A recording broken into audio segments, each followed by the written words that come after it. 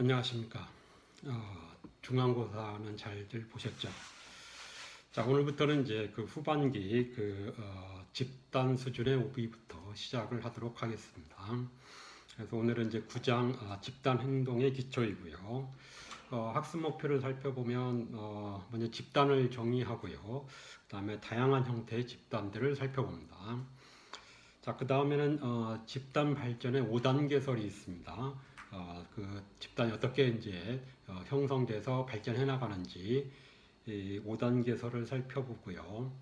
자, 그 다음에는 이제 그 집단의 속성입니다. 집단의 성격 6가지를 살펴보게 됩니다.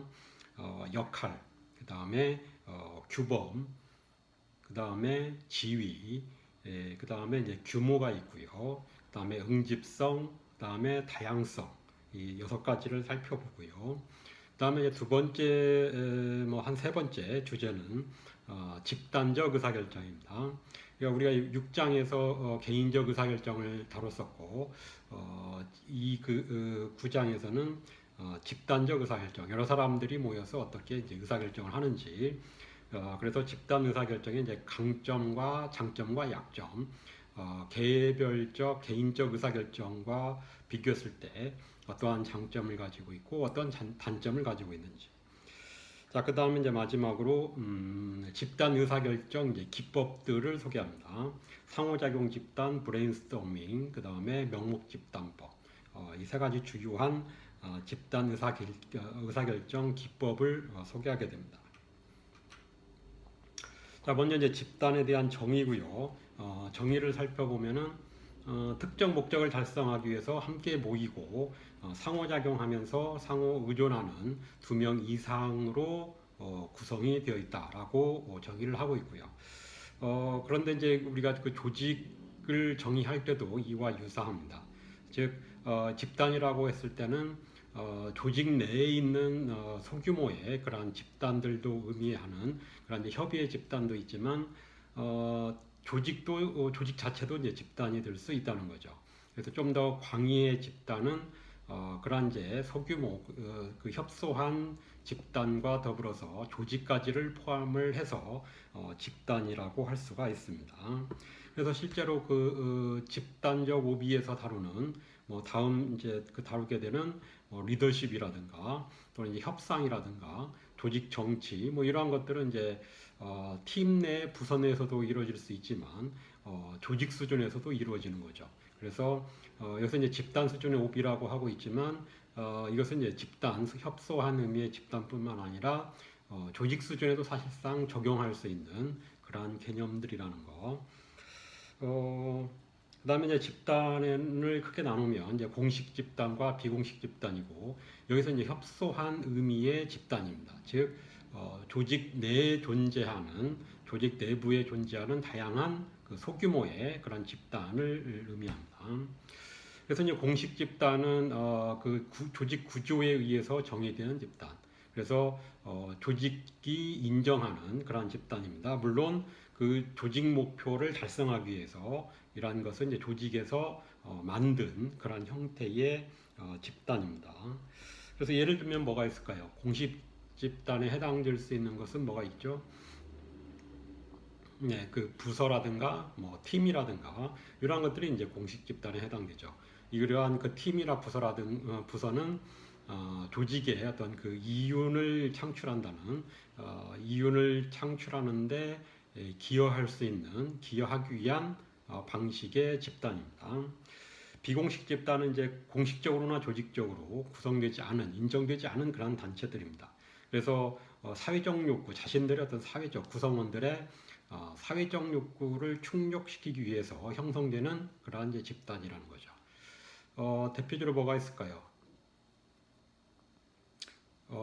동호회라든가 그렇죠. 대표적으로 동호회는 이제 자신들의 같은 취미를 갖고 있는 사람들이 그런 자신들의 어떤 그 취미 활동을 하기 위해서 만든 그런 집단이죠. 또는 동문회라든가 이러한 것들이 이제 비공식 집단에 해당할 수 있겠고요. 자, 그래서 이제 집단과 관련해서 사회 정체성 이론이 제시가 되었고요. 이 사회 정체성 이론은 사회학에서 유래한 그런 이론이긴 합니다.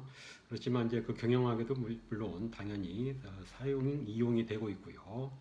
그래서 이제 사회 정체성 이론에서는 사람들이 왜 집단을 형성하는지를 설명하는 그런 이론이라고 할 수 있겠고, 그래서 자신의 어떤 그 자신이 누구인지를 집단과의 연계성 속에서 찾는다는 거죠. 자신을 어떤 동떨어진 별개의 그런 그런 존재로서 존재에서부터 출발하는 것이 아니라 자신의 정체성을 파악하는 데 있어서는 그 사회 전체적으로 사회에 어떤 내가 어디에 속해 있는지 어떤 그 집단과의 연계성 속에서 자신의 정체성을 찾게 된다는 이론입니다. 그래서 이 그 이론에서는 이제 사람들이 집단을 통해서 자신에 대한 어떤 긍정적인 이미지를 찾고자 한다는 거죠. 그렇죠. 여러분도 가급적이면 좀 더 자신의 어떤 좋은 이미지, 자존감을 높일 수 있는 그런 측면들을 찾게 되죠. 이런 자존감을 높이기 위해서 사람들이 사회 정체성에 관심을 갖게 된다고 주장을 하고 있습니다. 자, 그럼 여기서 이제 그 사회 정체성의 어떤 기준이 될 수 있는 건 뭐가 있을까요? 자신이 누구인지, 어디에 속해 있는지, 어떤 집단에 속해 있는지, 뭐가 있죠? 그 인종이 될 수도 있고, 성별이 될 수도 있고, 또는 자신의 어떤 직장, 또는 자신이 살고 있는 뭐 도시라든가, 그렇죠? 또 뭐 종교라든가, 뭐 민족이라든가, 이러한 것들이 이제 사회 정체성을 판가름하는 그 정체성을 확인하는 그런 이제 기준이 될 수가 있다는 겁니다. 자, 그래서 이제 자존감은 집단 성과와 연계되면서 사람들은 이제 자신의 집단의 실패나 성공에 대해서 이제 감정적 반응을 한다는 거죠. 지난번에 그 조직 몰입의 경우에 그렇죠. 또는 이제 직무 직무 몰입 그렇죠. 정체성 즉 자신과 직무 또는 자신과 조직을 동일시하는 정도라고 말씀을 드렸고요. 이 사회 정체성 이론에서 핵심적인 개념이 그 조직 동일시라는 개념입니다. 그래서 좀 더 이제 사회를 이 조직으로 좀 더 하향화시켜서 그 조직과 자신을 동일시하는 정도를 사회 정체성 이론에서 이제 핵심이 되는 그래서 자신의 정체성을 찾는 것은 결국에는 조직과 자신을 이제 동일시하는 정도로서 생각할 수 있다는 겁니다. 그래서 자신과 조직을 동일시하는 정도 이전에 다뤘었죠. 뭐죠? 조직 몰입, 그렇죠? 조직 몰입의 경우에도 그 가장 중요한 개념이 그 정의가 자신을 조직과 동일시하는 정도. 자, 그래서 이제 동일한 개념이라고 볼 수도 있는데 약간의 차이가 있습니다. 그래서 조직 동일시 OI와 그 다음에 조직 몰입 OC 이 둘 사이의 차이가 있는데 가장 이제 직접적으로 드러날 수 있는 것은 조직 동일시는 이제 사회 정체성 이론에서 나왔고 사회학적 백그라운드를 갖고 있고요. 조직 몰입의 경우에는 이제 사이콜로지 심리학의 영향을 받았다고 볼 수가 있겠는데 내용적인 측면에서의 차이는 OI 같은 경우에는 앞서 말씀드린 것처럼 좀 더 성별적인 또는 국가, 민족 뭐 이러한 측면들이 좀 더 강조가 되고 있고 좀 더 이제 태어날 때부터 이미 정해져 있는 그러한 경우가 많죠. 그렇죠. 쉽게 바꿀 수 없는 그에 비해서 조직 몰입 여기에서 조직은 직장 자신이 다니고 있는 직장이기 때문에 좀 더 쉽게 바꿀 수도 있는 좀 더 선천적이라기보다는 이제 후천적으로 자신들이 선택한 그런 측면이 좀 더 강하죠. 그렇죠. 그래서 이제 이러한 약간의 내용의 차이가 있고, 그래서 이제 OI 같은 경우는 이제 공동 운명체와의 이제 동일시하는 그래서 선천적인 이러한 측면이 강하고, 그래서 OI가 높은 사람들은 그 집단에서 자신들이 쉽게 벗어날 수 없기 때문에 그 조직이나 집단을 위해서 좀 더 희생할 준비가 되어 있다는 거죠. 그에 비해서 OC의 경우에는 자신이 후천적으로 선택한 것이고 또 앞으로도 쉽게 뭐 어느 정도는 쉽게 바꿀 수 있기 때문에 그 조직을 위해서 뭐 희생까지는 하지 않으려고 하는 이제 그러한 측면이 있을 수 있다는 겁니다. 약간의 차이가 있고요. 자, 그래서 이제 그 사회 정체성이 형성되는 그러한 이유들로 보면은 여기서 네 가지 정도를 얘기하고 있는데 유사하기 때문에 정체성이 생기는 거죠. 즉 같은 집단에 가진 같은 집단인 사람들은 어떠한 면에서 이제 유사성을 갖고 있고 그로 인해서 정체성이 형성이 된다는 겁니다. 그래서 성별적인 측면에서 남자와 여자 분명히 차이가 있고 그렇지만 이제 같은 성에서는 유사성이 유사한 가치나 특징을 가지고 있고 그로 인해서 나는 남자다, 나는 여자다라고 하는 그러한 그 정체성이 형성이 된다는 겁니다. 차별성 이제 그와 반대로 다른 집단과 차별적이기 때문에 다르기 때문에 그 자신이 속한 집단의 정체성을 갖게 된다는 거죠. 그래서 이제 국적 나는 다른 나라 사람들과 다르기 때문에 우리나라라고 하는 우리나라 국민이라고 하는 그런 정체성을 갖게 된다는 거죠.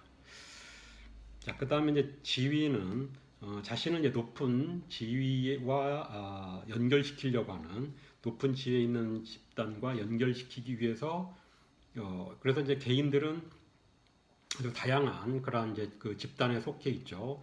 여러분들도 어떻습니까? 여러분들 이제 가족이 있고요. 물론 이제 여러분들의 그 성별이 있고, 여러분들의 가족이 있고, 또는 뭐 외대라고 하는 하나의 조직에 소속되어 있고, 그렇죠. 이런 다양한 그러한 집단에 속해 있지만 그 중에서 이제 자신들이 준거 집단, 뭐 중거 집단이 될 수 있는 또는 이제 자신이 어떤 높은 지위에 있는 그 중에서 뭐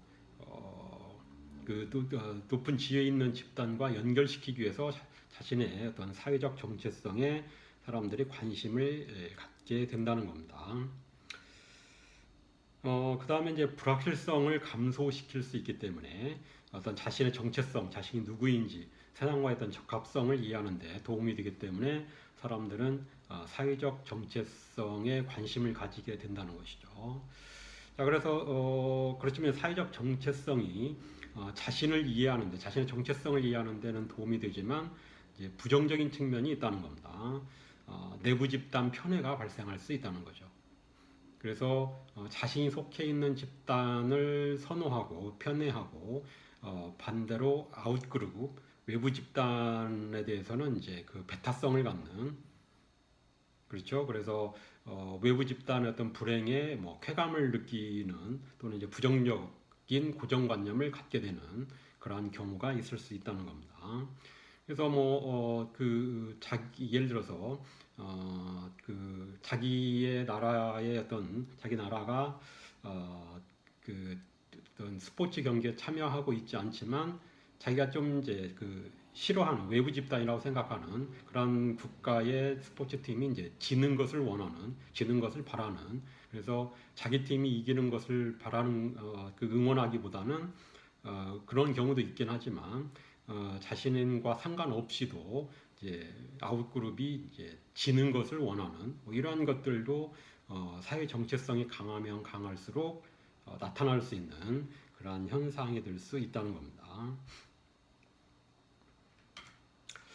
자, 그 다음에 이제 집단 발전의 5단계설인데, 여기서 이제 그 화살표로 표시되어 있는 것은 이제 개인입니다. 그리고 원으로 표시되어 있는 것은 이제 집단을 얘기하고요.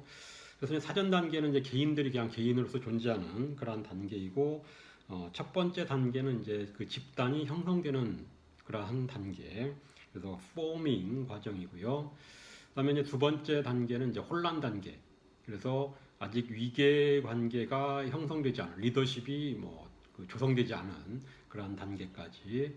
그다음에 세 번째 단계는 이제 규범, 노밍인데 규범이라고 할 수도 있고 이제 정상화 단계라고 할 수가 있는 거죠. 그래서 위계 체계, 리더십이 이제 갖춰져 있는 조직화가 되어 있는 그러한 단계. 그다음에 이제 4단계는 실행 단계. 실제로 이제 앞서서 이제 집단은 어떤 목표를 갖고 있다고 했고, 그런 목표를 달성하기 위해서 수행하는 그런 단계입니다. 그래서 이제 그 영구 집단은 이제 여기까지가 마지막 단계이고, 임시 집단의 경우에는 이제 5단계 해체, 그렇죠? 그 자체 목적을 임시적으로 구성됐다가 그 목표를 달성하면 이제 해체되는 임시 집단에 해당됩니다. 그래서 이 내용을 좀 더 살펴보면 형성 단계는 이제 그 집단의 목적이나 구조 리더십이 이제 불확실한 그런 단계입니다. 그래서 그 집단의 어떤 예를 들어서 이제 목적이 무엇인지에 대해서 개인들이 약간씩 다를 수 있다는 거죠. 또는 이제 그 구조라든가 리더십이 어떤 전혀 형성되지 않은 그러한 단계. 그래서 이 단계는 이제 구성원들이 어떤 집단, 우리는 같은 집단 소속이다, 사람들이다, 라고 생각하면서 이제 종결되고요. 그 다음 단계로 넘어갑니다. 혼란 단계는 이제 누가 통제할 것인지에 대한 어떤 집단 내에서 갈등이 만연한 그러한 시기입니다. 그래서 아직 리더십이 형성되지 않고 구조가 명확하지 않은 조직 체계가 정립되지 않은, 그래서 서로가 이제 리더가 되기 위해서 또는 이제 권력을 잡기 위해서 노력하는 그런 단계입니다. 그래서 이제 리더십이 이제 명확해지면 이 단계는 맞춰지고 다음 단계로 정상화 단계로 넘어갑니다. 그래서 이제 정상화 단계에서는 집단 정체성이 강해지고 내가 이제 이 조직의 구성원이다, 이 집단의 구성원이다라고 하는 것이 명확해지는 거죠. 좀 더 강해지는 거죠. 집단 응집성이 이제 형성되고, 자, 그래서 이제 집단 구조가 이제 명확해지고 리더십이 결정이 되고 이제 그 집단 내에 어떤 그 올바른 행동, 즉 규범이 이제 형성이 되면 이 단계는 맞춰지고 그 다음에 이제 실행 단계로 넘어갑니다. 실제로 그 집단의 목표를 달성하기 위해서 노력하는 구조가 이제 완전히 모든 구성원들에 의해서 받아들여지고 이제 기능을 수행하는, 실제로 이제 그 집단의 어떤 목표를 향해 전진하는 그런 단계이고요.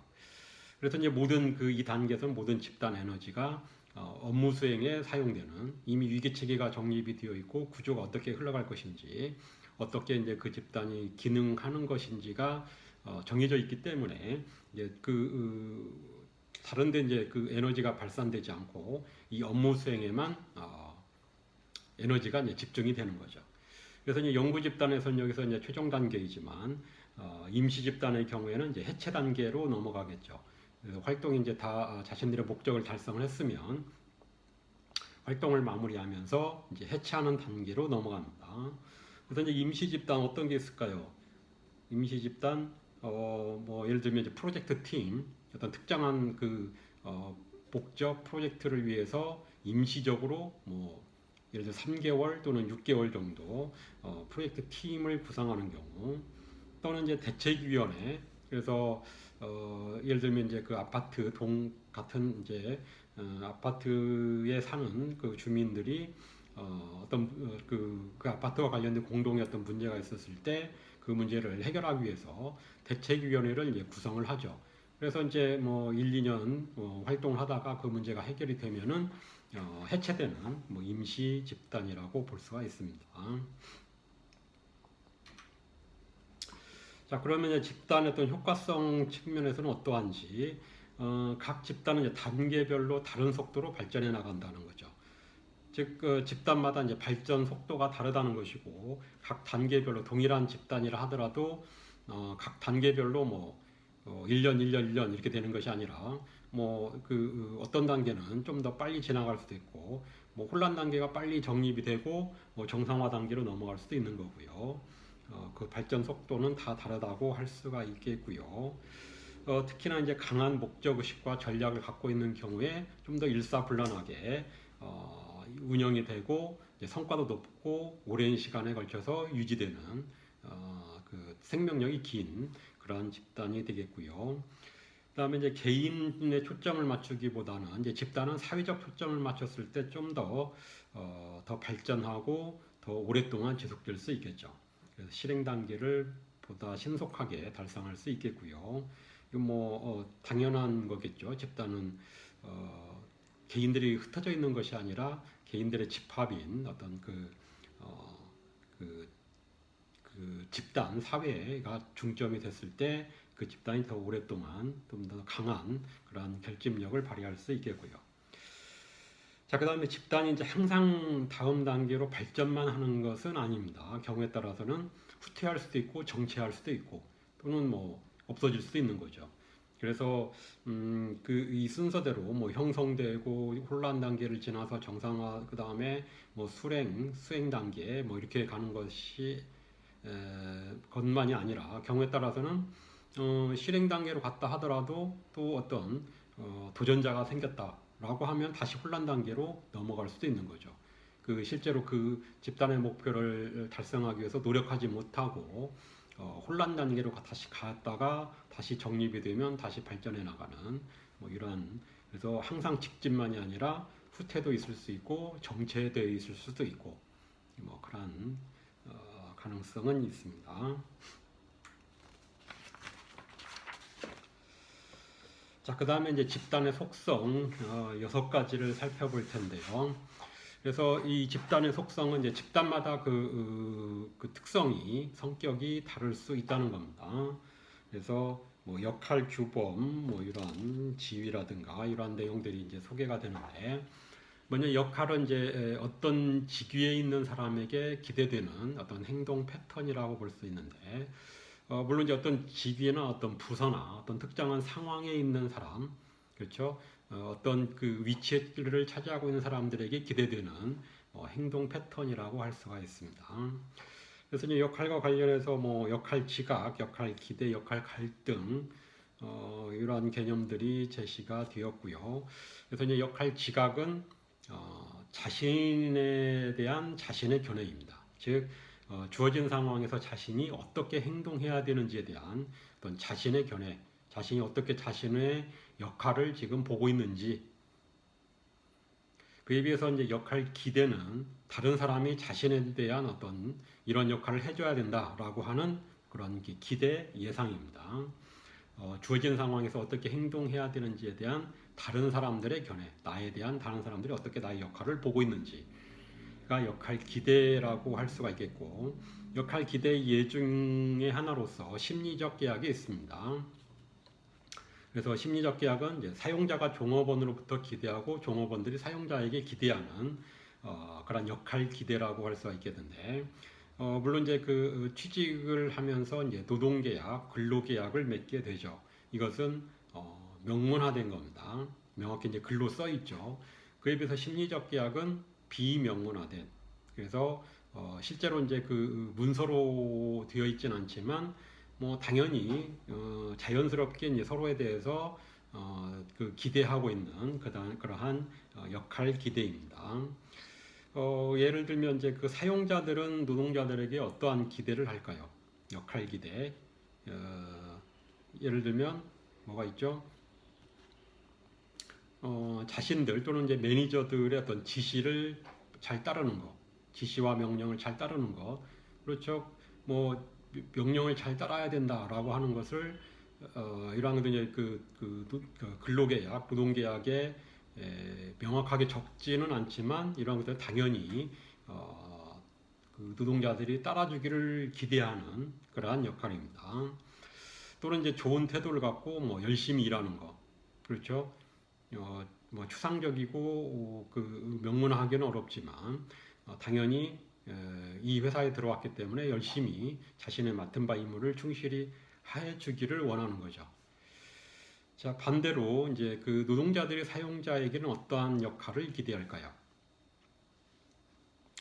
뭐 예를 들면 이제 공정한 대우를 받는 것, 또는 이제 최소한의 어떤 근로 조건을 갖춰주는 것, 그렇죠? 뭐 예를 들어서 이제 에어컨, 지금 같은 경우는 이제 에어컨이라든가 밝은 조명이라든가 뭐 이러한 모든 세세한 것들을 다 노동계약에 적지는 않지만 그 사용자들이 최소한 그러한 정도는 해줘야 된다라고 하는, 해줄 것이라고 하는 기대, 뭐 이러한 것들이 이제 심리적 계약이고, 이런 이제 심리적 계약은 상대방이 어떠한 역할을 해주기를 기대하는 그러한 역할 기대에 해당된다는 겁니다. 자, 그 다음에 역할 갈등은 한 상황에서의 역할 요건과 다른 상황에서의 역할 요건 사이에 갈등이 발생하는 겁니다. 즉 예를 들면 이제 일과정 갈등, work family conflict이 될 수가 있겠는데 뭐 예를 들면 이제 회사에서는 야근을 해주기를 원하지고 또 가정에서는 어떻습니까? 뭐 일찍 퇴근해서 이제 가정 가사 일을 같이 좀 해주기를 바라고, 그래서 한 상황, 이 직장이라는 상황과 가정이라고 하는 상황에서 동시에 한 사람 동시에 할 수는 없죠. 이걸 서로가 이제 그 양쪽 다른 상황에서 서로 다른 요구를 하고 있는 거죠. 다른 역할을 기대하고 있는. 그래서 서로 상황 사이 어떤 갈등이 발생하는 그러한 경우를 역할 갈등이라고 할 수가 있습니다.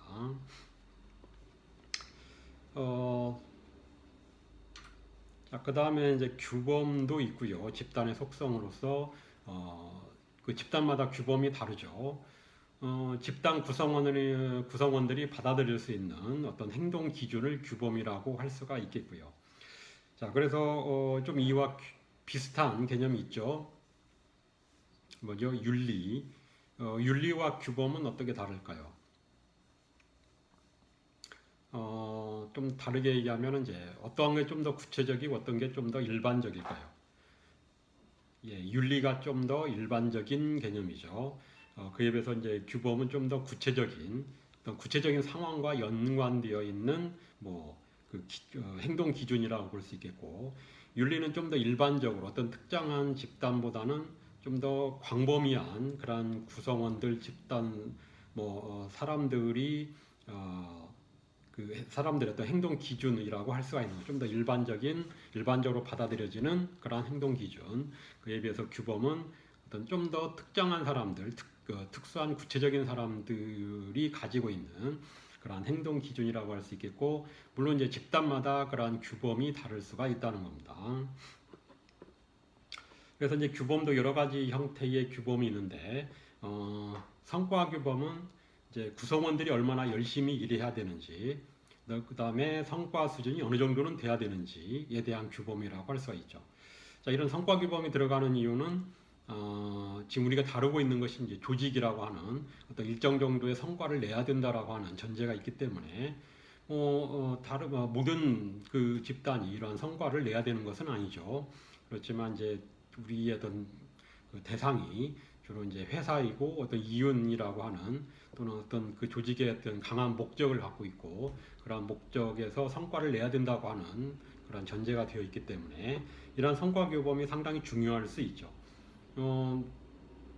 나는 열심히 하고 있는데 상대방이 열심히 하고 있지 않으면 자신도 힘이 빠질 수가 있죠.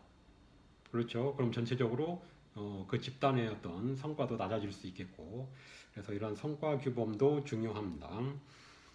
그 다음에 이제 외관 규범은 대표적으로 이제 그 복장 규정이 있을 수 있겠고요. 드레스 코드가 그래서 이제 어떠한 그 집단이냐에 따라서 생산직이냐 예를 들면 사무직이냐에 따라서 복장 규정이 다를 수 있겠죠.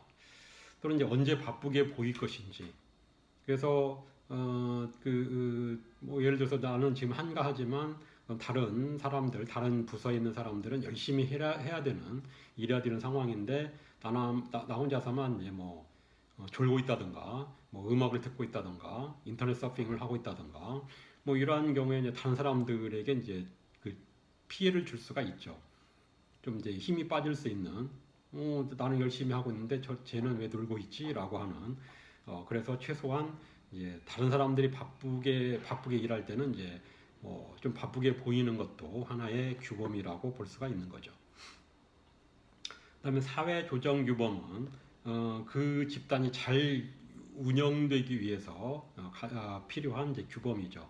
누구의 지시를 따르고 누구에게 보고할 것인지, 명령 체계와 관련되어 있는 누구의 지시를 따르고 누구한테 이제 보고를 하고 명확한 이제 그 위계 체계를 얘기하는 거죠. 그래야만 그 집단이 잘 운영이 될 수 있는 그런 방법이기 때문에. 그 다음에 이제 자원 할당 규범은 자원을 이제 어떻게 할당할 것인지에도 이제 규범이 필요한 거죠. 그래서 예를 들면 이제 그 어려운 작업을 누가 할 것인지, 또는 여러 가지 이제 자원들, 급여, 장비 이러한 자원들을 어떻게 배분할 것인지, 누구에게 또는 어떤 부서에게 이러한 것들을 배분할 것인지 여기에도 이제 규범이 필요하다는 거죠.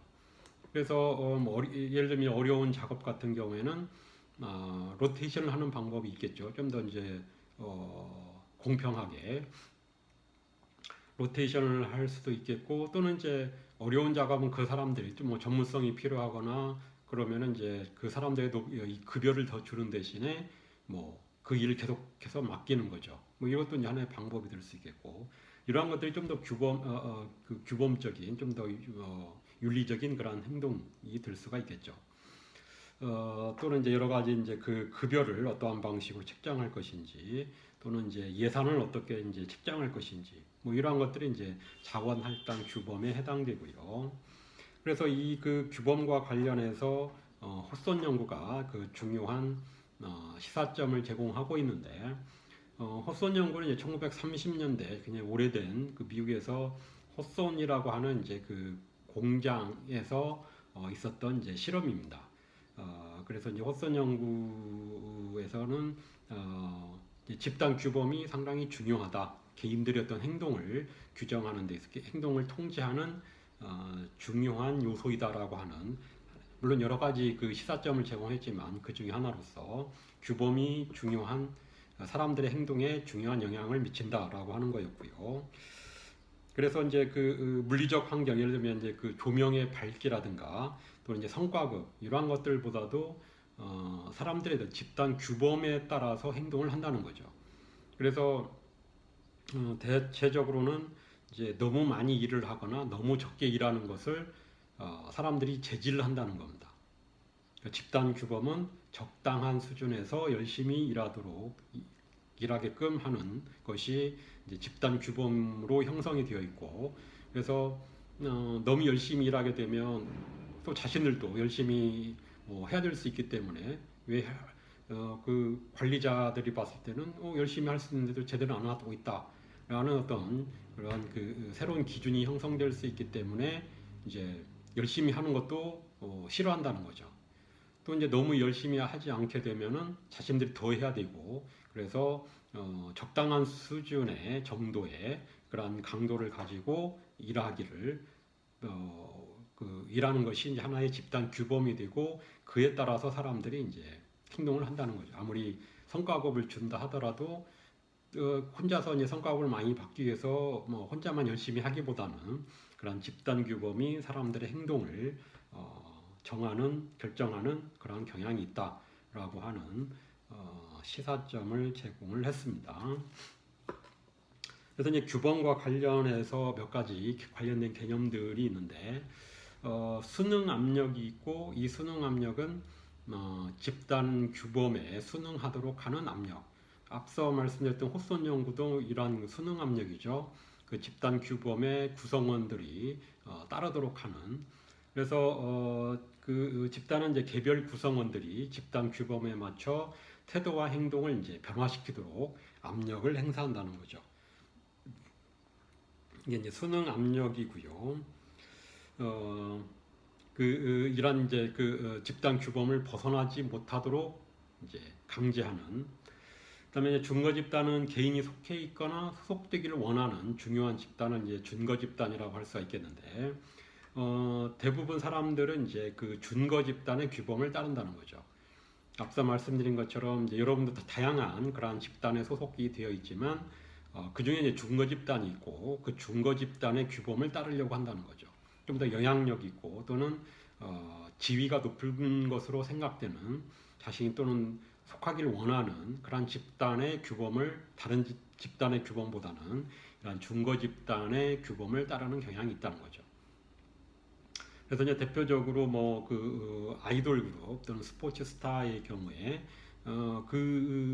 물론 다 그런 것은 아니죠. 그 아이돌 그룹을 좋아하는 그런 사람들의 경우에는 그 사람이 이제 다양한 집단에 속해 있지만, 이 준거 집단 아이돌 그룹, 특정한 그 아이돌 그룹이 얘기하는 것, 그 사람들이 행동하는 방식, 이러한 것들을 그 사람들의 규범을 따르려고 하는 그러한 경향이 있다는 거죠. 그래서 물론 이제 이러한 스포츠 스타나 연예인들을 이용해서 마케팅을 하는 거고요. 그 사람들이 사기 때문에 나도 산다, 사는 것이 당연하다라고 느끼기 때문에 마케팅에 많이 활용을 하고 있습니다. 그다음에 이제 이탈행동, 직장 이탈행동. 자, 그 데비언트 비헤이비어는 집단 규범을 벗어나는 거죠. 집단 규범을 위반해서 그 집단이나 구성원들에게 위협을 가하는 그러한 또한 이제 자발적인 강제적인 것이 아니라 스스로 선택한 그런 이제 자발적 행동을 그 이탈 행동이라고 할 수 있겠고, 이탈 행동은 결국에는 이제 집단 규범을 벗어나는 행동이라는 거죠. 그래서 이제 그 이탈 행동의 좀 더 구체적인 예들을 살펴보면 생산과 관련해서는 이제 조기 퇴근, 조퇴죠. 또는 이제 지각, 그렇죠. 생산 과정에서 그 이탈적 행동을 하는, 그래서 물론 조퇴나 지각은 하지 않아야 된다라고 하는, 가급적 하지 않아야 된다라고 하는 규범이 있음에도 불구하고 그러한 규범을 벗어나는 그런 행동들이죠. 의도적으로 천천히 일하는 것, 직무 태만이죠. 자원의 낭비, 그 생산 과정에서 그냥 뭐 과하게 많은 자원을 쓰는 것, 그렇죠. 이런 것들은 이제 그 이탈 행동이라고 할 수 있겠고, 재산과 관련해서는 이제 사보타지, 그 회사 재산을 이제 일부러 파괴하는 거죠.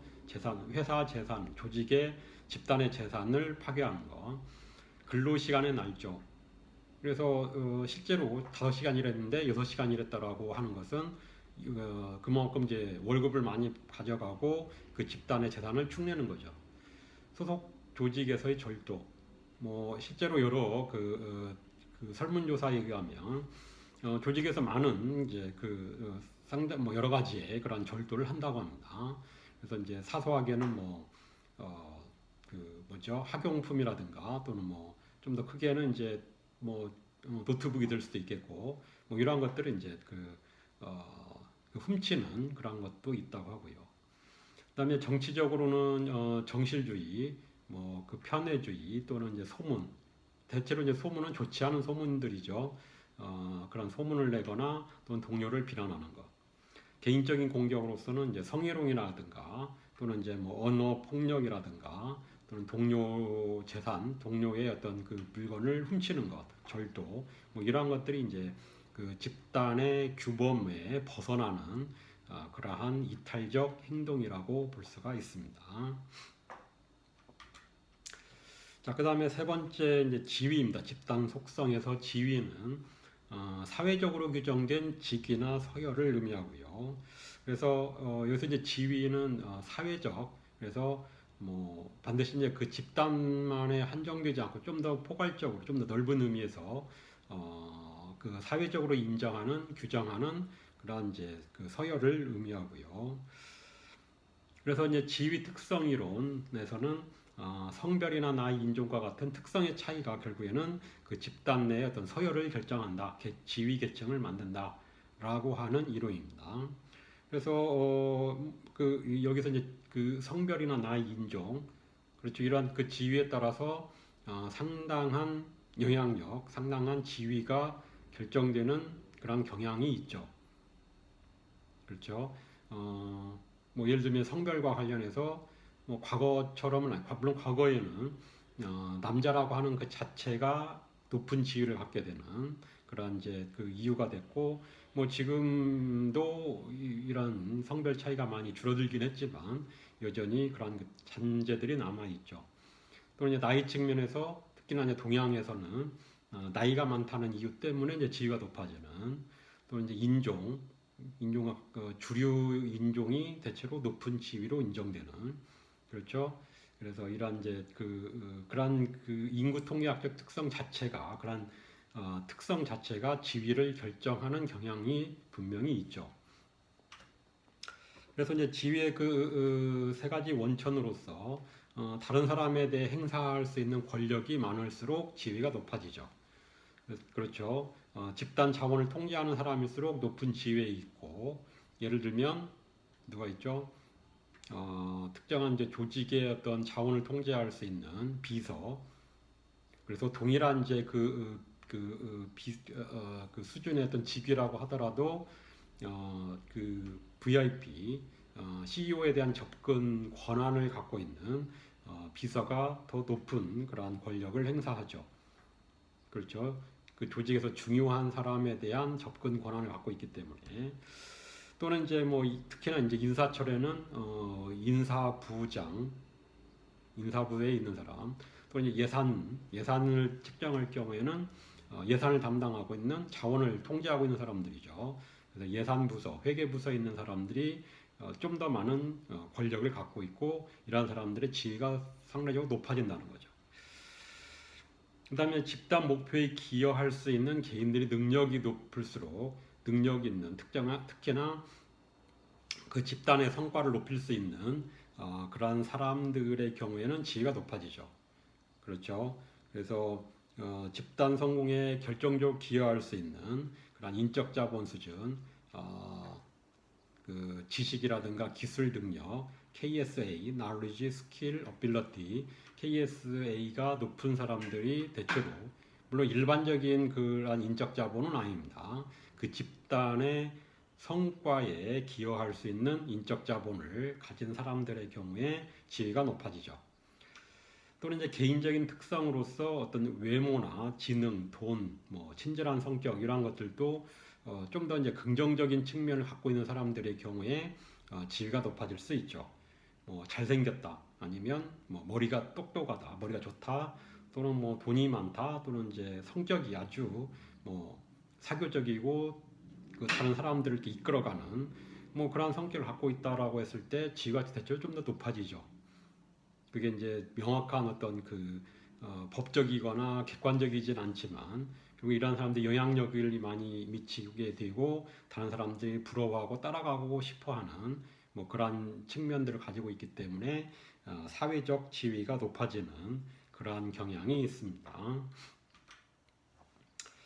그래서 이제 그 지위와 관련해서 높은 지위에 있는 사람들은 규범을 지키지 않을 자유가 자주 주어지죠. 수능 압력이 더욱 저항할 수 있고, 그렇죠. 사회적으로 또는 정치적으로 또는 뭐 경제적으로 높은 지위에 있는 사람들의 경우에 좀 그 규범을 어긴다 하더라도 좀 용서가 되고 있는, 뭐 물론 과거에 비해서 좀 더 엄격해지고는 있지만 지금도 뭐 이러한 여러 가지 측면에서 높은 지위에 있는 사람들은 좀 잘못을 하더라도 좀 이렇게 여러 가지 용서가 되는 뭐 그러한 경향이 있죠. 또 이제 수능 압력에 더욱 저항할 수 있고 자신들이 그런 준법 정신 아니면 그런 그 윤리에 그 따라야 된다라고 하는 그런 측면에서 이제 그 자신을 예외로 하려고 하는, 자신이 뭐 실수를 좀 잘못을 했다 하더라도 뭐 크게 개의치 않으려고 하는 그런 경향이 있습니다. 그 다음에 이제 높은 지위에 있는 사람들은 이제 주장이 강하죠. 자신의 주장을 강하게 하고 지위 격차가 클수록 다양한 아이디어와 창의성이 감소되죠. 왜냐하면은 높은 지위에 있는 사람들이 자신의 의견을 따르기를 원하고 명령하는 경향이 있고요.